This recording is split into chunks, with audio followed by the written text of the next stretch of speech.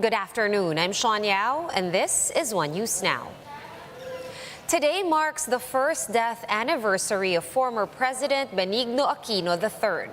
We have Ryan Ang joining us live from Quezon City to tell us what went down in today's commemoration. Hi, Ryan. What's going on there? Stand by, right. Sean, a mass was held in commemoration of the first death anniversary of former President Benigno Aquino III at the Church of Jesus in Ateneo de Manila University this morning. Friends and allies of Pnoy joined the former President's sisters Balsi and Pinky in hearing the mass. Among them were Vice President Leni Robredo, former Interior Secretary Mar Rojas, Senators Franklin Drilon and Kiko Pangilinan. During the mass, an AVP was displayed highlighting the life and the accomplishments of Pnoy. A prayer for healing for Pinoy's sister Chris Aquino was also included in the mass. During a speech, Balsi Aquino said that their hearts broke when Pinoy died. She also asked everyone to believe that every Filipino is worth fighting, just like what his brothers believed. Balsi also said that we should keep the faith and know that this is only just a phase. Ateneo President Roberto Yap said that Pinoy will be remembered as a president who led with competence, conscience, compassion, and commitment. Sean, Yap also announced the 50 million peso endowment fund of Pinoy will be used to finance the education of chosen scholars at the Ateneo de Manila University. Sean. Right, thank you so much for that update, Ryan Ang, joining us live from Quezon City. In other news, the Philippines has terminated negotiations with China over joint oil and gas explorations in the West Philippine Sea. Foreign Affairs Secretary Teddy Boy Locsin Jr. said outgoing President Rodrigo Duterte himself ordered to put an end to the talks. Locsin explained that the Philippines and China failed to come up with an agreement on how to develop the resources in the disputed area. Locsin added that they are leaving it up to the next administration on how to go about moving this issue forward. President-elect Bongbong Marcos, though, has yet to pick the next DFA chief who will be replacing Locsin. 3 years on, and we have not achieved our objective of developing oil and gas resources so critical for the Philippines, but not at the price of sovereignty, not even a particle of it. And incoming President Bongbong Marcos made his first public appearance since winning this year's elections. Mobile journalist Julie Baiza with the story.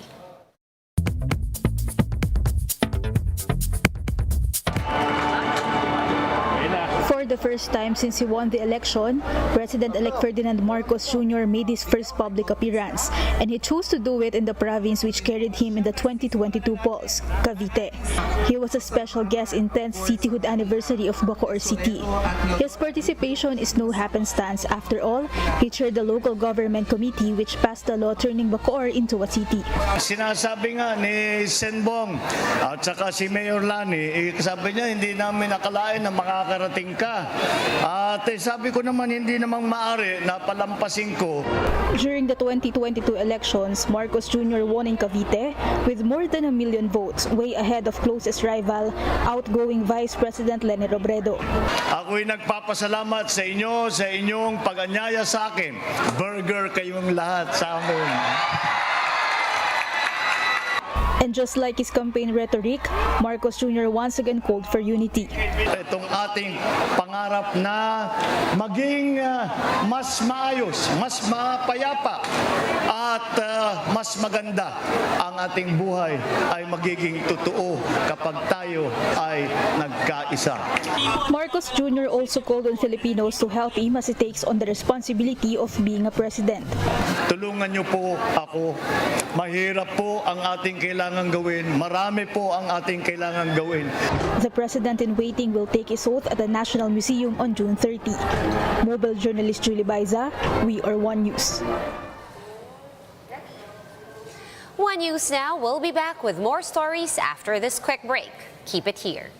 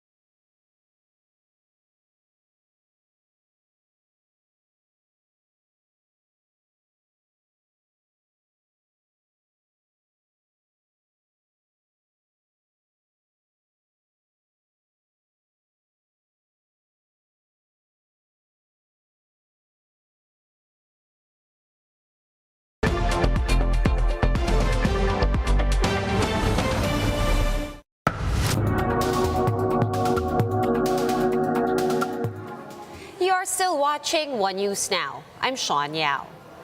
Social media app TikTok is cashing in on its popularity, with revenues projected to hit some $12 billion this year. Bloomberg tells us how content creators are riding the TikTok wave in this video. When I first started making money on TikTok, I was living at home, so I wasn't really paying any bills. And then I started making enough money to where I was like, wait, I think I can move out and get my own apartment. 22-year-old Elisa McKay used to work part-time at a frozen yogurt store. Now she earns more than $100,000 a year as an influencer on TikTok. Brands like Coach, Netflix, and Amazon pay up to reach her 9 million followers.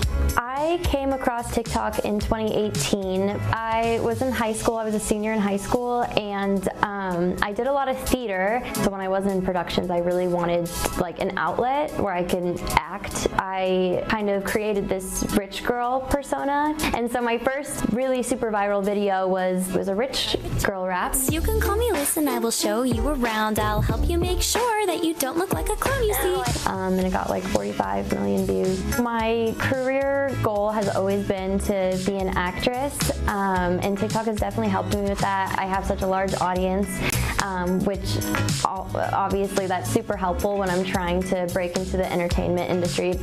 TikTok was the most downloaded app of 2021, and it's now starting to cash in on all that popularity.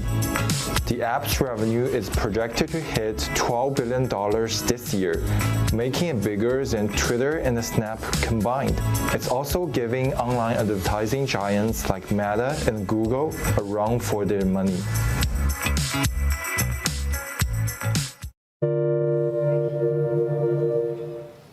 And here's a quick look at today's other top stories.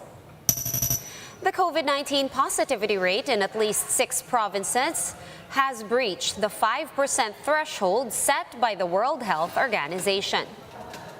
The Octa Research Group reported that Batangas, Rizal, and Laguna are among the provinces that have the highest COVID positivity rate. Metro Manila's positivity rate has likewise gone up from 3.9% to 5.6% in less than 1 week. The Foreign Correspondents Association of the Philippines, or FOCAP, has expressed grave concern over the order to block news websites with alleged links to terrorist groups. FOCAP said that restricting access to news websites on the basis of alleged affiliation to left-wing groups violates the right to freedom of expression.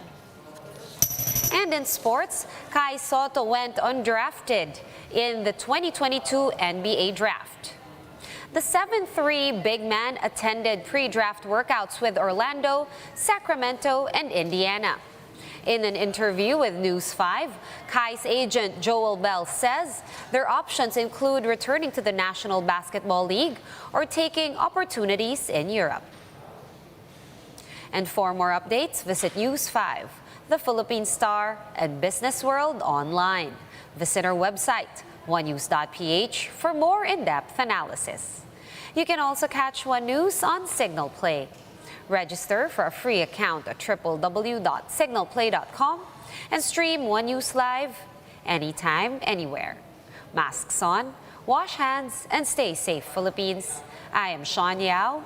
We are One News.